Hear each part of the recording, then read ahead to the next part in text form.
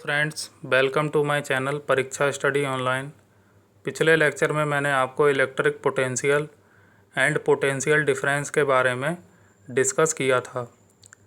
आज के लेक्चर में हम ओम्स लॉ यानी ओम का नियम डिस्कस करेंगे। तो सबसे पहले हम देखेंगे कि ओम का नियम किसने दिया और कब दिया।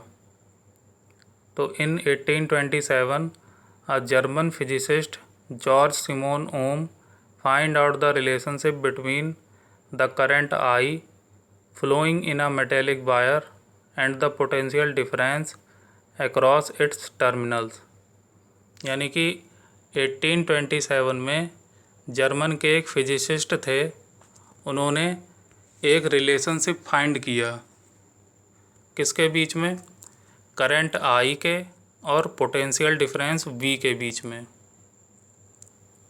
नेक्स्ट है he stated that the electric current flowing through a metallic wire is directly proportional to the potential difference V across its ends. This is called Ohm's law.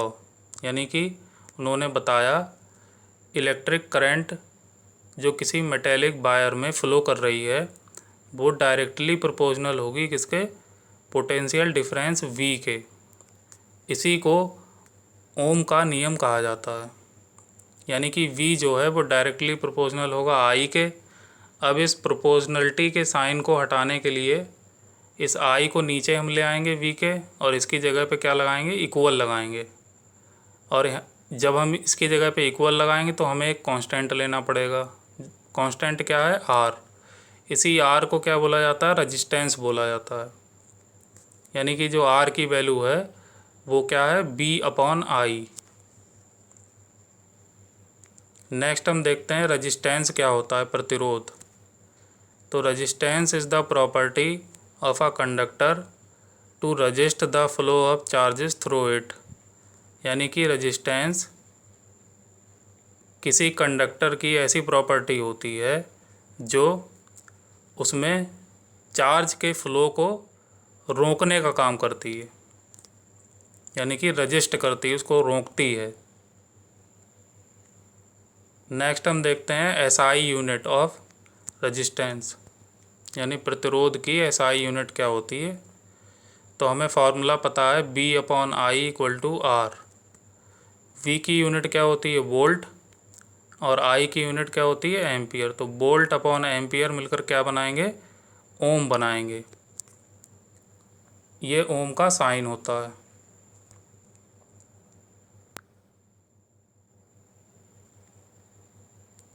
Next हम देखेंगे if potential difference B = 1 volt and electric current I = 1 ampere.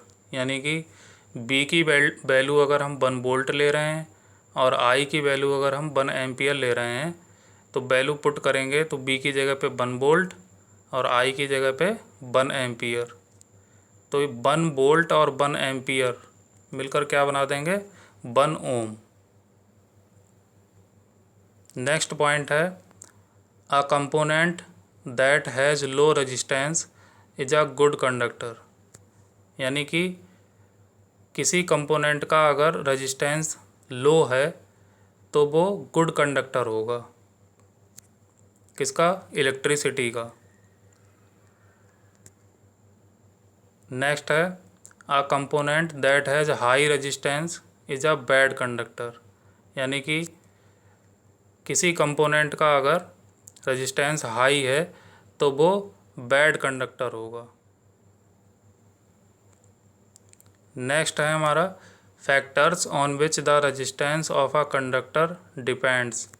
यानी कि किसी conductor का जो resistance होता है वो कौन कौन से फैक्टर्स पे डिपेंड करता है। तो resistance of a conductor depends on, first है लेंथ, सेकंड है area of cross section, third है नेचर ऑफ मटेरियल।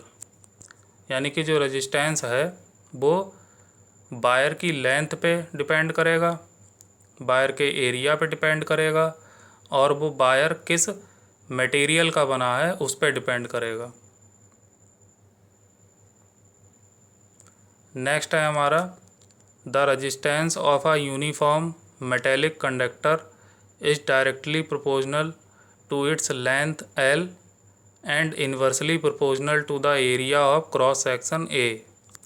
यानी कि किसी यूनिफॉर्म मेटेलिक कंडक्टर का जो रेजिस्टेंस होगा वो डायरेक्टली प्रोपोर्शनल होगा लेंथ के और इन्वर्सली प्रोपोर्शनल होगा किसके, एरिया के। तो पहली इक्वेशन हमारी बनेगी R डायरेक्टली प्रोपोर्शनल है किसके, L के। R क्या है, रेजिस्टेंस, L क्या है, लेंथ। सेकेंड इक्वेशन बनेगी हमारी R जो है वो इन्वर्सली प्रोपोर्शनल होगा किसके, A के। R क्या है, रेजिस्टेंस है, A क्या है, एरिया है। जब हम फर्स्ट और सेकेंड इक्वेशन को मिलाएंगे तो R जो है वो डायरेक्टली प्रोपोर्शनल होगा L/A के। अब इस प्रोपोर्शनलिटी के साइन को हटाने के लिए यहाँ पे हमें एक कांस्टेंट लेना पड़ेगा। वो कांस्टेंट क्या है, रो। तो हमारा फॉर्मूला बना रेजिस्टेंस का R = रो L/A।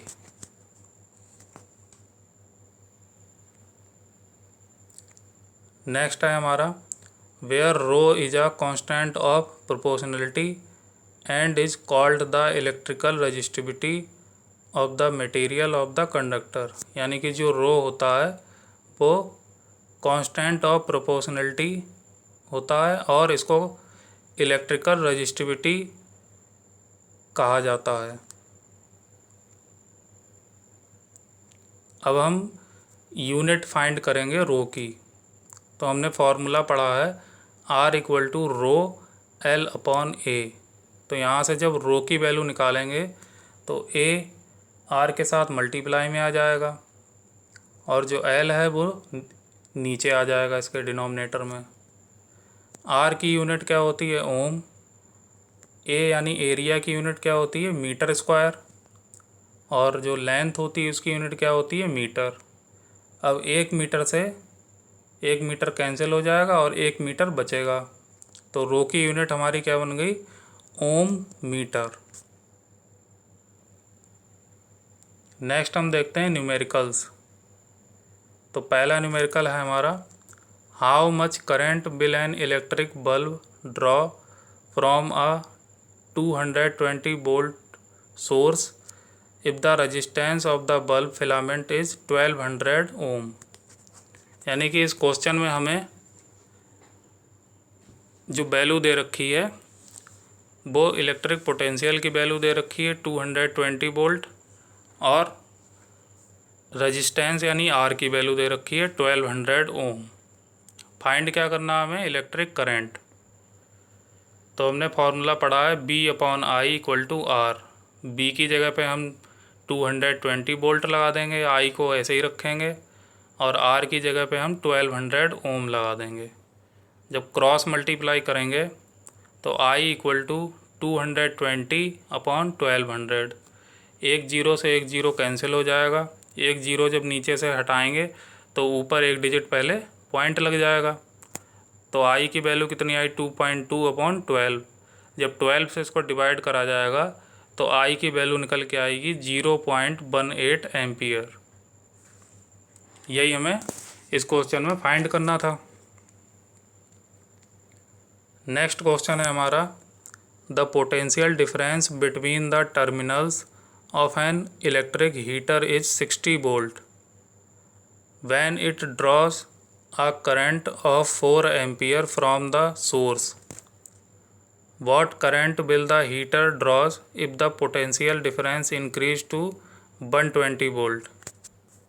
यानी कि इस क्वेश्चन में हमें दे रखा है इलेक्ट्रिक हीटर में उसके टर्मिनल्स के बीच में जो पोटेंशियल डिफरेंस है वो 60 वोल्ट है और करंट कितना है, 4 एम्पियर।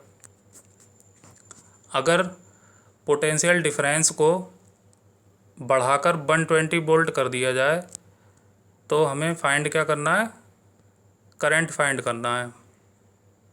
तो करंट कितना फ्लो होगा। तो इसमें हमें B की वैल्यू पहले दे रखी है 60 वोल्ट और I की वैल्यू दे रखी है 4 एम्पियर। B क्या है, पोटेंशियल डिफरेंस। I क्या है, इलेक्ट्रिक करंट। फॉर्मूला हमने क्या पढ़ा है, ओम का लॉ, R = B/I। तो बी की वैल्यू 60 वोल्ट और आई की वैल्यू 4 एम्पियर। 4 से डिवाइड करेंगे तो आंसर कितना आएगा 15 ओम। तो ये तो वैल्यू आई किसकी, आर की वैल्यू आई, रेजिस्टेंस की वैल्यू। अब इसमें बोला है कि अगर वो पोटेंशियल डिफरेंस को 120 वोल्ट कर दें तो इलेक्ट्रिक करंट कितना फ्लो होगा।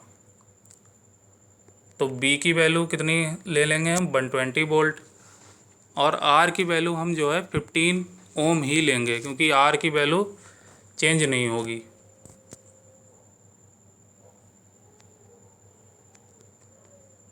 तो फॉर्मूला फिर से लगाएंगे, R equal to V upon आई।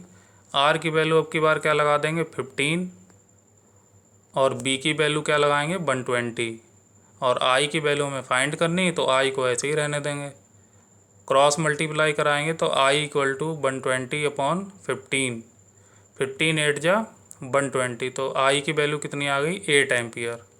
यही इस क्वेश्चन का क्या होगा, आंसर होगा।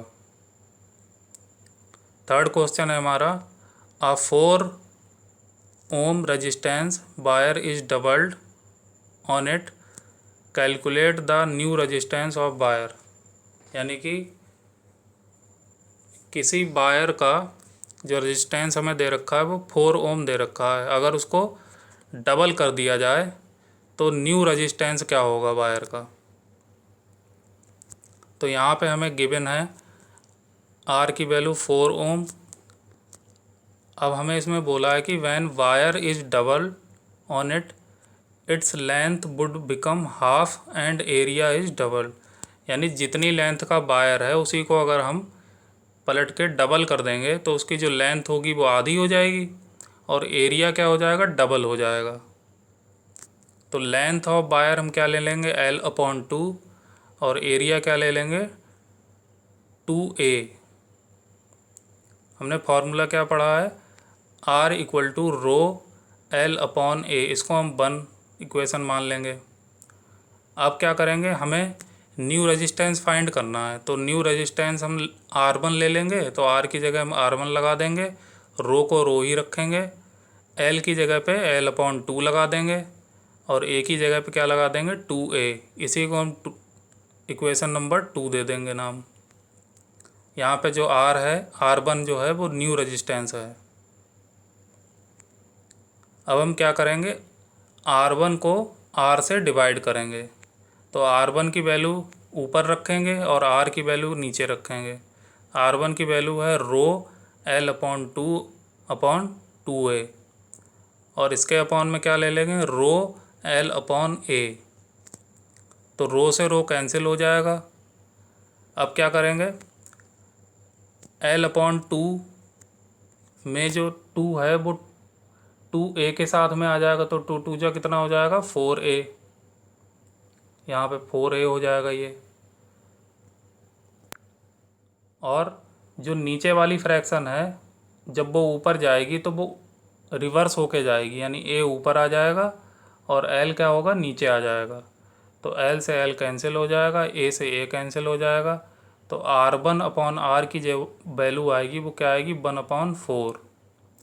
अब क्या करेंगे, क्रॉस मल्टीप्लाई कराएंगे तो R1 की वैल्यू क्या आएगी R/4। अब यहाँ पे हमें क्वेश्चन में दे रखा था R 4 ओम, तो वो वैल्यू हम यहाँ पे लगा देंगे, तो 4 से 4 कैंसिल हो जाएगा। तो R1 की वैल्यू कितनी आएगी 1 ओम, यानी कि जो हमारा न्यू रेजिस्टेंस होगा वो कितना होगा 1 ओम। तो चलिए आज के लिए इतना ही रखते हैं, नेक्स्ट हम अगली वीडियो में डिस्कस करेंगे। अगर आपने हमारे चैनल को अभी तक सब्सक्राइब ना किया हो तो सब्सक्राइब कीजिए, वीडियो को लाइक कीजिए, शेयर कीजिए और कमेंट के माध्यम से हमें बताइए कि आपको नेक्स्ट कौन सा टॉपिक पढ़ना है। Thank you for watching video.